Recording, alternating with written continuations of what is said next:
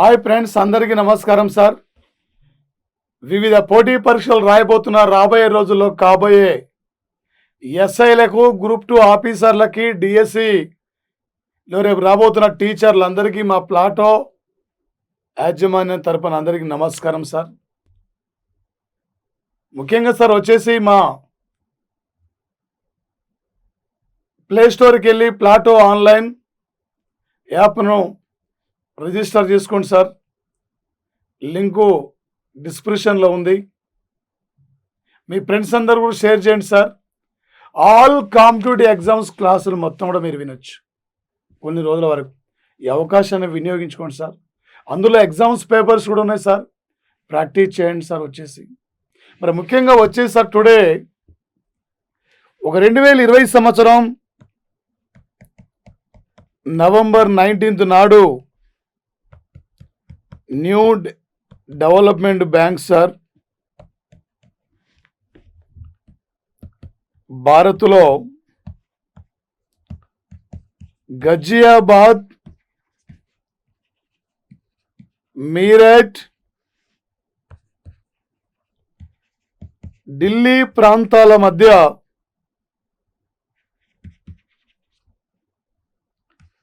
Regional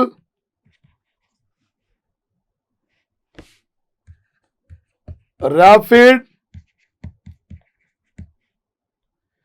transit విధానం అమలు కోసం 500 మిలియన్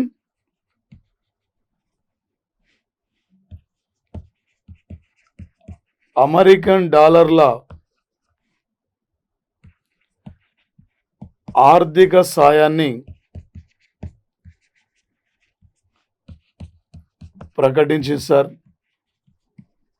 మరి ముఖ్యంగా సార్ అనునిత్యం ఈ యొక్క రహదారి గుండా 0.69 మిలియన్స్ మంది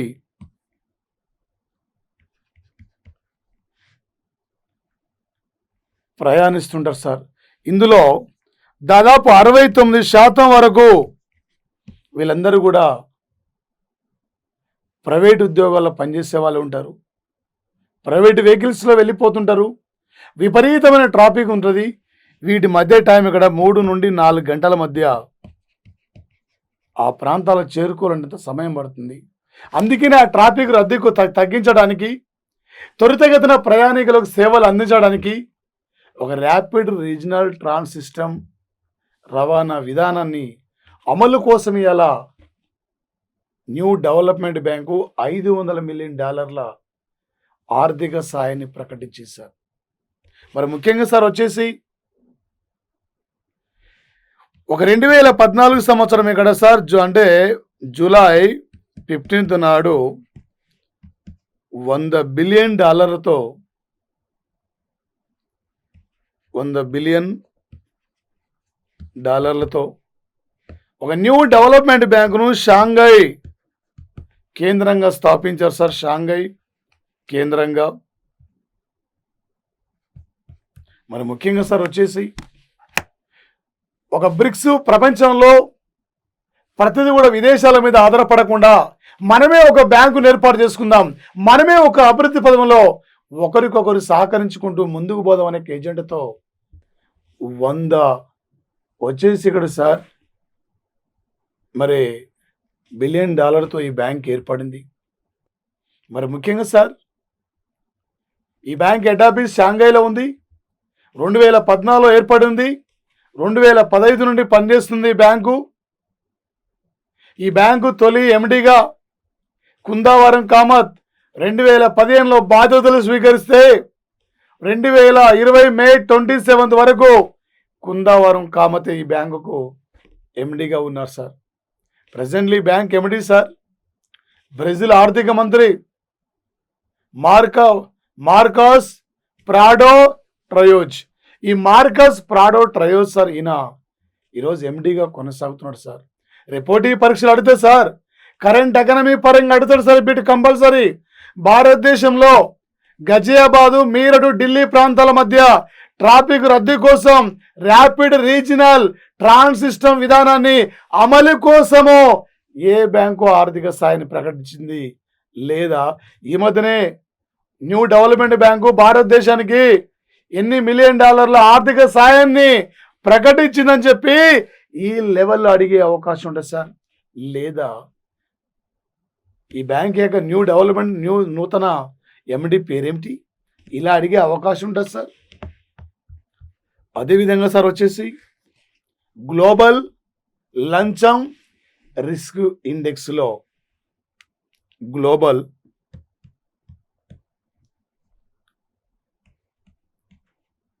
లంచం రిస్క్ మ్యాట్రినిక్ ట్రాక్లో ఇండెక్స్ను సార్ ఇక్కడ ఒక ఫ్రెంచి సంస్థ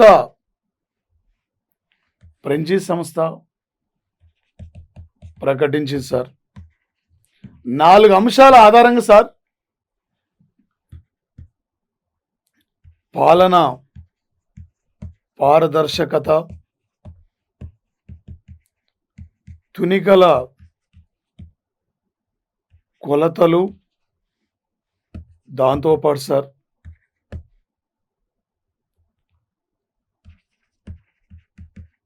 అమ్మకాలు, కొనుగోలు, అదేవిధంగా సార్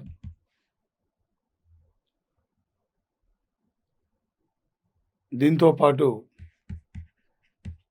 సామాజిక అంశాలు. ఈ 4 అంశాల ఆధారంగా సార్ ఒక ప్రపంచంలో గ్లోబల్ రిస్క్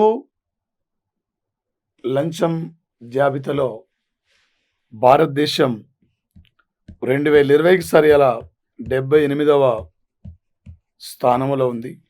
ఆసియా ఖండంలో మనకంటే కూడా చైనా, బంగ్లాదేశ్, పాకిస్తాన్ మనకంటే ఎక్కువ ర్యాంకింగ్లో ఉన్నాయి. ఆసియా ఖండంలో కేవలం మనకంటే తక్కువ వచ్చేసి ఇక్కడ భూటాన్ సార్. భూటాన్ ఇది 48వ స్థానం ఉంది. మరి ప్రపంచంలో సార్ ఎలాంటి లంచాలు కానీ, ఎలాంటి యొక్క విశ్వసనీయత కానీ, ప్రజల మీద విశ్వసనీయత చూపించే విధానంలో కానీ, సామాజిక సమానతలో కానీ అన్ని రంగాలుగా నో లంచం అక్కడ ఆ జాబితాలో ఫస్ట్ ప్లేస్ ఉంది Denmark sir, second Norway sir, third వచ్చేసి ఇక్కడ ఫిన్లాండ్ సార్. ఈ ప్రపంచంలో హైయెస్ట్ లంచం సార్, అత్యధికమైన లంచము ఈ యొక్క రిస్క్లో ఫస్ట్ ఉన్న కంట్రీ ఎరిత్రియా, తర్వాత ఉత్తర కొరియా, తర్వాత సోమాలియా. ఈ ప్రపంచంలో గ్లోబల్ లంచం రిస్క్ జాబితాలో మన స్థానం ఇలా 78 స్థానం సార్. హైయెస్ట్ లంచం ఎక్కడ తీసుకుంటారు సార్? లంచాలు, అక్రమాలు ఇవన్నీ ఎక్కడ సార్ అంటే ఎరిత్రియా, తర్వాత ఉత్తర కొరియా, తర్వాత సోమాలియా, ఈ కంట్రీ సార్. నో లంచము, లంచం అనేక ప్రభావమే కనిపించదు. ఏ దేశం అంటే సార్ వచ్చేసది డెన్మార్క్, నార్వే, ఫిన్లాండ్ సార్. ప్రపంచంలో అవినీతి రహితమైన దేశాలు డెన్మార్క్, న్యూజిలాండ్ సార్. అదేవిధంగా సార్ వచ్చేసి టుడే వరల్డ్ టాయిలెట్ డే ఒక 2013 నుండి యుఎన్ఓ నవంబరు 19ను గుర్తించింది సార్. ఈ సంస్థ వరల్డ్ టాయిలెట్ సంస్థ హెడ్ ఆఫీస్ సింగపూర్లో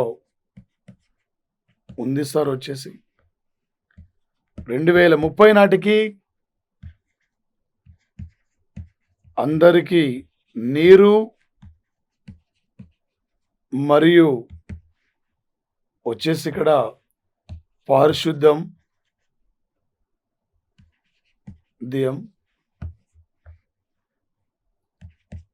సుస్థిరమైన అభివృద్ధి అంశాలకు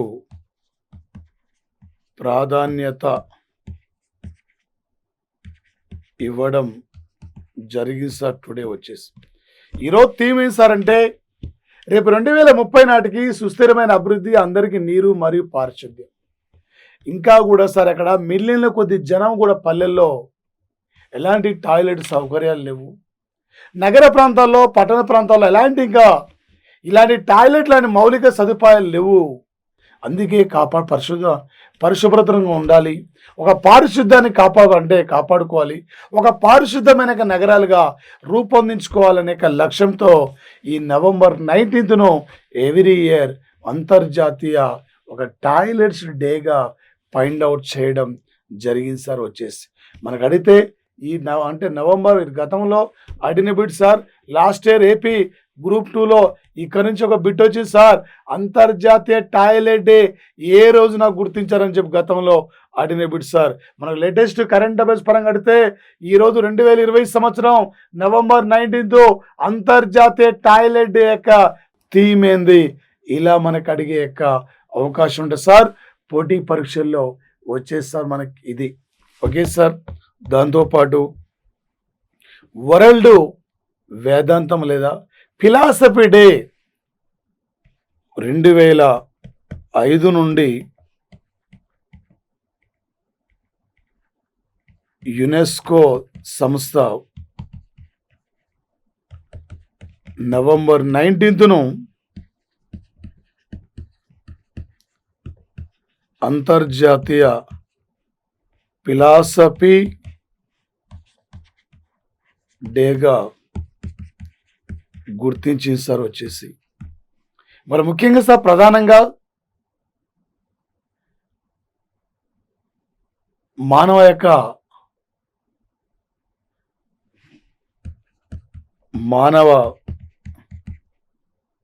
సంస్కృతి, సాంప్రదాయాలు, ప్రాచీన అంశాలు, మారుతున్న పరిస్థితులు, మేధస్సు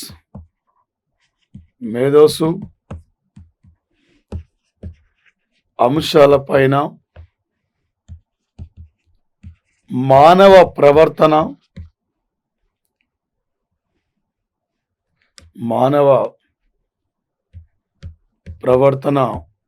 అంశం సార్. మరి ముఖ్యంగా వచ్చేసారి ఇక్కడ ప్రధానంగా ఒక తత్వశాస్త్ర సార్. ఫిలాసఫీ మానవుల యొక్క జీవన స్థితిగతులు, మానవుని సంస్కృతి, సాంప్రదాయాలు, ఏ విధంగా వీటిని కాపాడుకుంటూ ముందుకెళ్ళాలి, ప్రాచీన సాంప్రదాయాలకు ఎలా గౌరవించాలి, మారుతున్న పరిస్థితులకు అనుకూలంగా ఎలా మనం ముందుకెళ్ళాలి.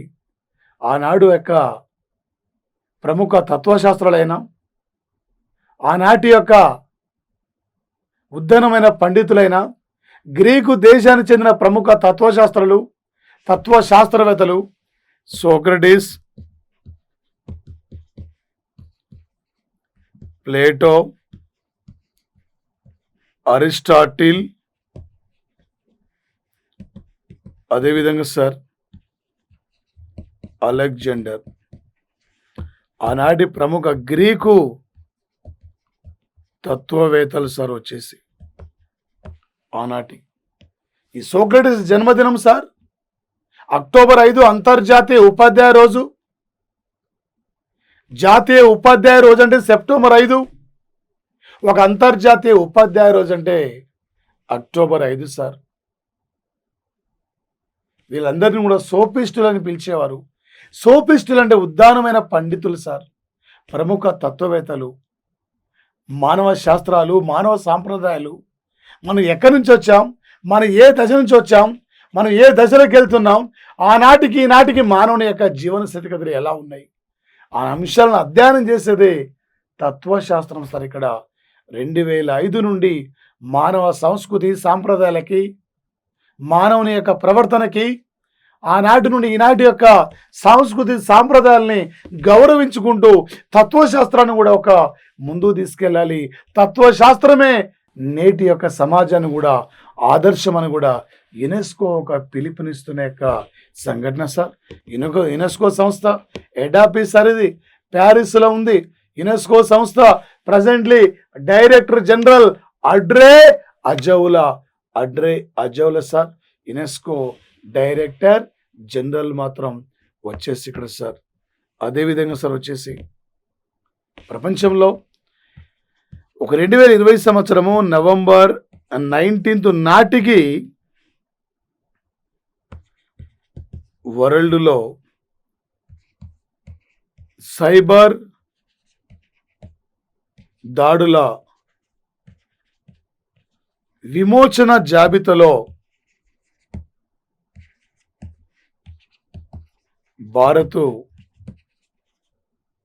రెండవ స్థానం సార్. రెండవ స్థానం. చైనా మొదటి స్థానం సార్. ఇక్కడ మరి ముఖ్యంగా సార్ మన యొక్క కంప్యూటర్ల పైన మన యొక్క డేటాలను కూడా సైబర్ దాడులు జరుగుతున్నాయి. ఈ సైబర్ దాడుల్లో ఆ డేటా మొత్తం కూడా సేకరణ జరుగుతుంది. మళ్ళీ ఆ సైబర్ దాడుల నుండి విముక్తి పొందడం కోసం వివిధ రకాల ప్రయత్నాలు చేస్తున్నాం. కోట్ల రూపాయలు కూడా వాటికి చెల్లిస్తున్నాం ఇక్కడ.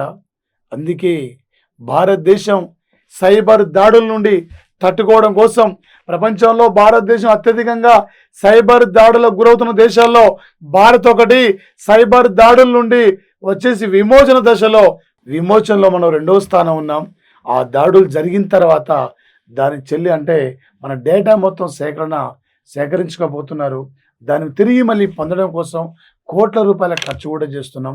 అలాంటి పరిస్థితుల్లో ఇలాంటి దాడులు జరగకుండా మనం ఎలా ముందుకెళ్ళగలుగుతాం అనే లక్ష్యంపై అందుకే భారత్ ఇజ్రాయెల్ దేశాల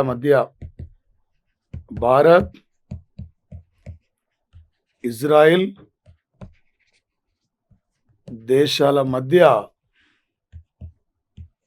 సైబర్ దాడుల నివారణ కోసం ఒప్పందం జరిగింది సార్. వచ్చేసి ఇక్కడ ఓకే సార్. పోటీ పరీక్షలు ఏమంటాడు సార్? ప్రపంచంలో ఈ మధ్యన భారతదేశం సైబర్ దాడులను అరికట్టడం కోసం ఏ దేశంతో ఒప్పందాన్ని అంగీకరించింది? సైబర్ దాడుల విమోచన చెల్లింపులో భారతదేశం స్థానం ఎంత? ఏ దేశం మొదటి స్థానంలో ఉంది? రేపు సైన్స్ అండ్ టెక్నాలజీ పరంగా బిట్టు అడిగే అవకాశం ఉంటుంది సార్ పోటీ పరీక్షల్లో. అదేవిధంగా సార్ గజియాబాద్కు చెందిన వ్యక్తి, గజియాబాద్ చెందిన ప్రముఖ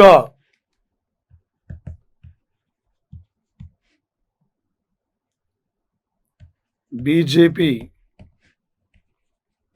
మాజీ నాయకురాలు, ప్రముఖ సాహిత్యవేత్త, గోవా రాష్ట్రానికి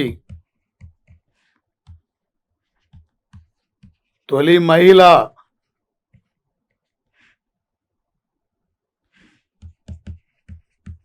గవర్నర్గా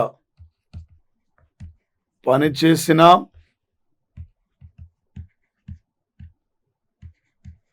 మృదుల సిన్హా మరణించినది సార్.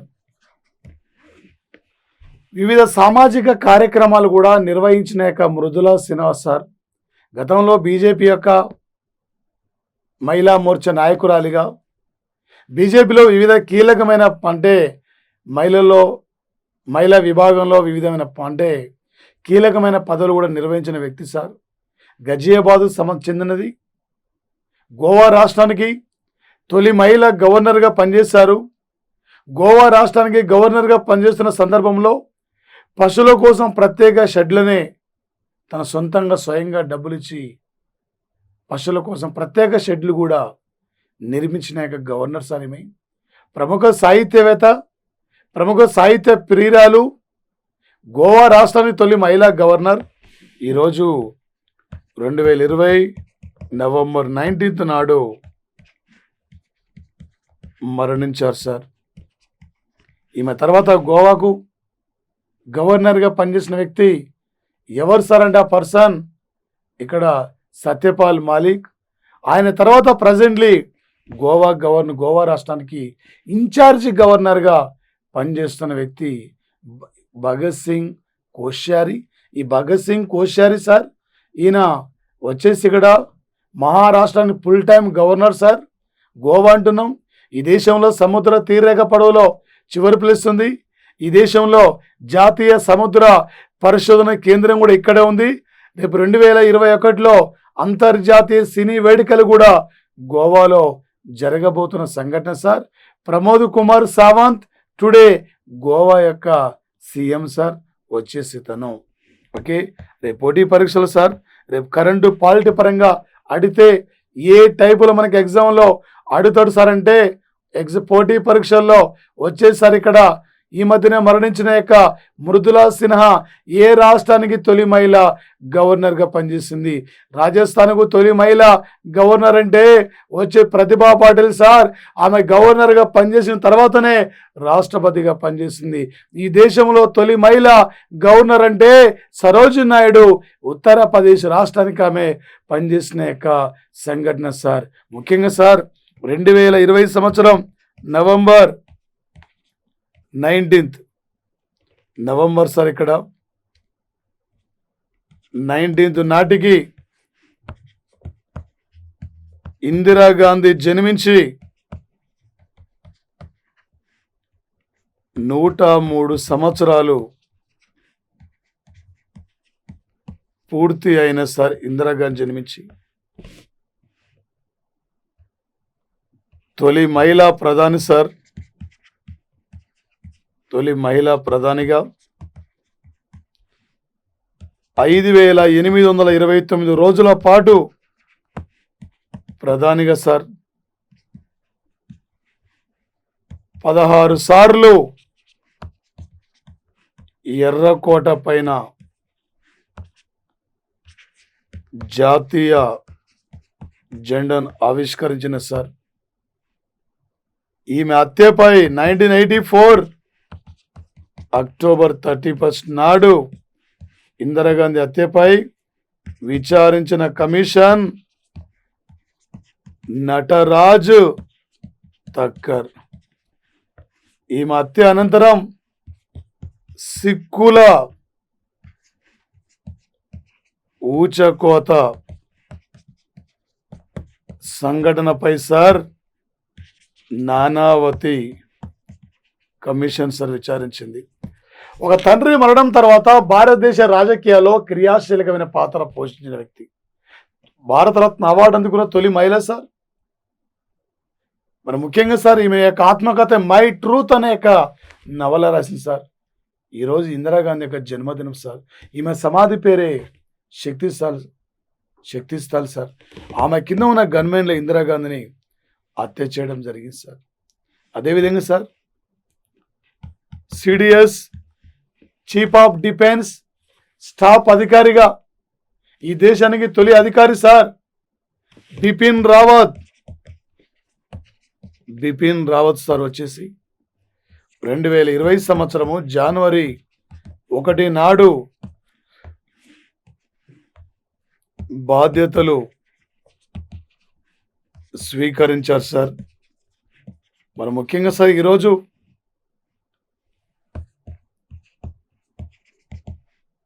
డిఫెన్స్లో సీనియర్, జూనియర్ అధికారుల పదవీ కాలాన్ని 58 సంవత్సరాల వరకు పొడిగించడానికి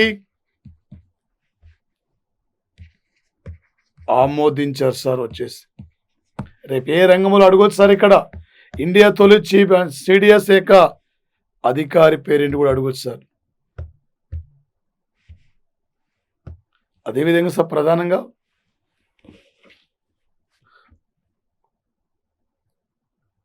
వరల్డ్లో సార్ అత్యధికంగా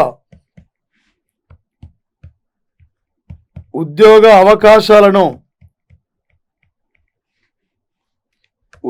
అవకాశాలు సార్ కల్పిస్తున్న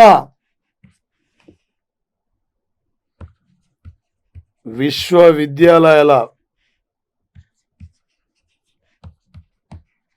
జాబితాలో ఢిల్లీ ఐఐటి సార్ 27వ స్థానం సార్. ఇక్కడ 27వ స్థానం. ఫస్ట్ సార్ అమెరికా విశ్వవిద్యాలయాలు, second sir Japan, third China sir.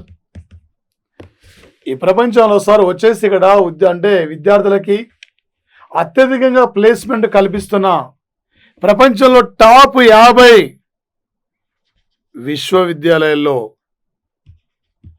విద్యాలయాల జాబితాలో మన ఢిల్లీ ఐఐటి అలా 27వ స్థానం సార్. బెంగళూరు ఐఐటి సార్ 63వ స్థానం సార్. అందుకనే ఇలా ప్రపంచంలో వచ్చేసి ఇక్కడ విద్యారంగంలో పోటీ పడాలి, ఇన్నోవేషన్, పేటెంట్, న్యూ రీఫార్మ్స్ అక్కడ తీసుకురావడంలో విశ్వవిద్యాలయాలు నూతనంగా ముందుకెళ్ళాలి. ప్రపంచ 21వ శతాబ్దంలో అగ్రరాజ్యాల ధీటుగా విద్యారంగంలో మన విశ్వవిద్యాలయాలు కూడా ముందుకెళ్తేనే ఈ ప్రపంచంలో మనం కూడా విద్యారంగంలో ఒక లక్ష్యం వద్దకి చేరుకోగలుగుతాం. ఇలా అమెరికా లాంటి, చైనా లాంటి దేశాలు ధీటుగా విద్యారంగంలో ముందుకు పోస్తారు. ఈ ఆనాడులో ప్రాచీన ప్రపంచంలోనే విద్యా వ్యవస్థకు మన భారతదేశ ప్రధానమైన పాత్ర పోషించాం సార్. ఆనాడు ప్రాచీన భారతదేశంలో తక్షశిల, విక్రమశిల, నలంద ఇలాంటి విశ్వవిద్యాలయాలు ఆ రోజుల్లోనే వెలిసిన యొక్క విశ్వవిద్యాలయాలు సార్ ఇవి. మరి ముఖ్యంగా సార్ ఇలా భారతదేశంలో ఒక బెస్ట్ మౌలిక సదుపాయాలు కల్పిస్తున్న యొక్క అత్యంత క్వాలిటీ యూనివర్సిటీ అంటే మద్రాస్ యూనివర్సిటీ. కానీ ఈ ప్రపంచంలో టాప్ 50 విశ్వవిద్యాలయాల్లో అత్యధికంగా మరి ఉద్యోగ అవకాశాలు కల్పిస్తున్న యూనివర్సిటీ అంటే వచ్చేసి అది 27వ స్థానం ఢిల్లీ సార్. మరి ముఖ్యంగా సార్ ప్రధానంగా ఇక్కడ వచ్చేసి గ్లోబల్ టైం హైయర్ ఎడ్యుకేషన్ సంస్థ వీళ్ళు ఉమ్మడిగా రూపొందించి ఈరోజు ఈ జాబితాను ప్రకటించారు సార్. రేపు పోటీ పరీక్షలు అడిగితే సార్ ప్రపంచంలో అత్యధిక మందికి ఉద్యోగ అవకాశాలు కల్పిస్తున్న విశ్వవిద్యాలయాల్లో ఏ యూనివర్సిటీ టాప్ అంటే 50లో ఇండియా నుండి ఉంది లేదా దానితో పాటు ప్రపంచంలో ఏ దేశం విశ్వవిద్యాలయాలు విద్యార్థులకు అత్యధికంగా ప్లేస్మెంట్ కల్పిస్తున్నాయి లేదా భారతదేశంలో మౌలిక సదుపాయాల్ని కల్పిస్తున్న విశ్వవిద్యాలయంలో యూనివర్సిటీ ఫస్ట్ ప్లేస్ ఉంది. ఇలా రేపు అడిగే అవకాశం ఉంటుంది సార్. అదేవిధంగా సార్ 2020 సంవత్సరం నవంబర్ 19 నాడు లక్సెంబర్గ్ ఇండియా ప్రధానుల మధ్య శాస్త్ర సాంకేతిక రంగం, వాణిజ్యం, ఆర్థిక, సుస్థిరమైన అభివృద్ధి, కోవిడ్ నిర్మూలనపై ఇరు దేశాల ప్రధానులు చర్చించారు సార్. ఈరోజు వచ్చేసి ఇలాంటి భయంకరమైన కోవిడ్ మూమెంట్లో కూడా భారతదేశం ఇప్పటికీ ఈరోజు 160 దేశాల పైగా మెడిసిన్ అందించింది. 160 దేశాలకు కావాల్సిన వైద్య సామగ్రిని అందించాం. ఇలా యూరోప్ కంట్రీ అయిన లక్సెంబర్గ్ సార్, ఈ దేశంతో శాస్త్ర సాంకేతిక రంగం, వాణిజ్య రంగం, పర్యావరణ పరిరక్షణ, సుస్థిరమైన అభివృద్ధి పలు అంశాలపై కూడా వీడియో కాన్ఫరెన్స్ ద్వారా వర్చువల్ మీటింగ్లో ఈ అంశాలపై చర్చించి ఇండియా లక్సెంబర్గ్ ఈ అంశాలపై ఒప్పందాన్ని అంగీకరించిన సంఘటన సార్ వచ్చేసి. మరి ముఖ్యంగా సార్ 2008 సంవత్సరం నవంబర్ 26 నాడు సార్ ముంబాయి నగరంలో sir Taj hotel, Oberoi hotel, Nariman house ఈ దాడుల్లో ప్రధానమైన ఉగ్రవాదుల దాడుల్లో ప్రధానమైన పాత్రధారి హఫీజ్ సయ్యద్ సార్. హఫీజ్ సయ్యద్కు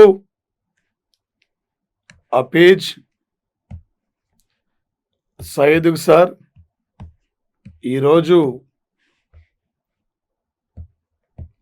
పాకిస్తాన్ కోర్టు 10 సంవత్సరాలు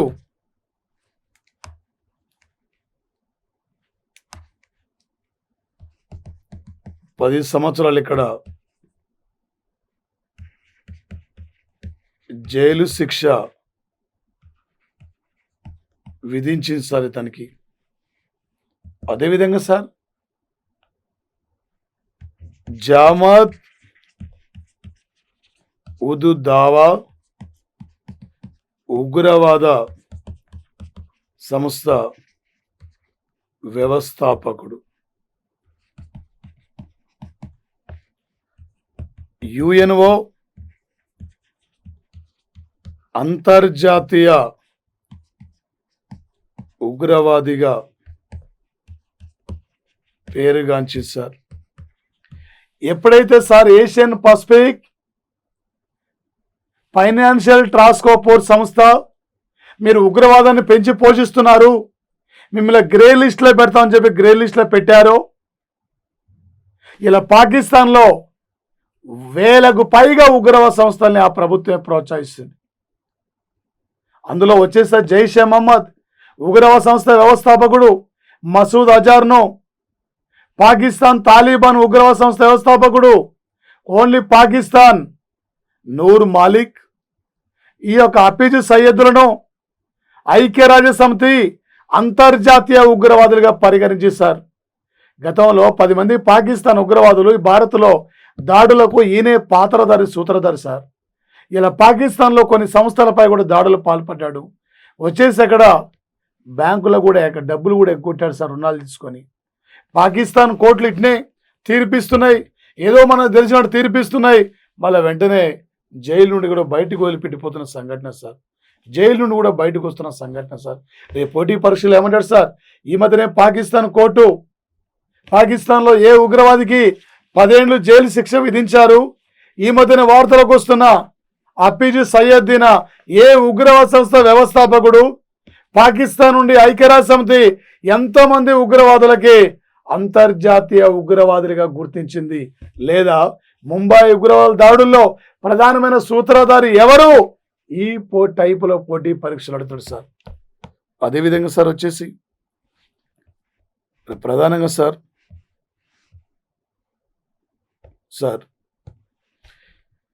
2022 సంవత్సరంలో సార్ ఇక్కడ సంవత్సరంలో ఇంగ్లాండు దేశంలో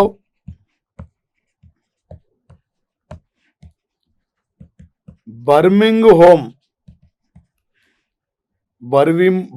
హోమ్లో నిర్వహించనున్న 22వ కామన్వెల్త్ టోర్నమెంట్లో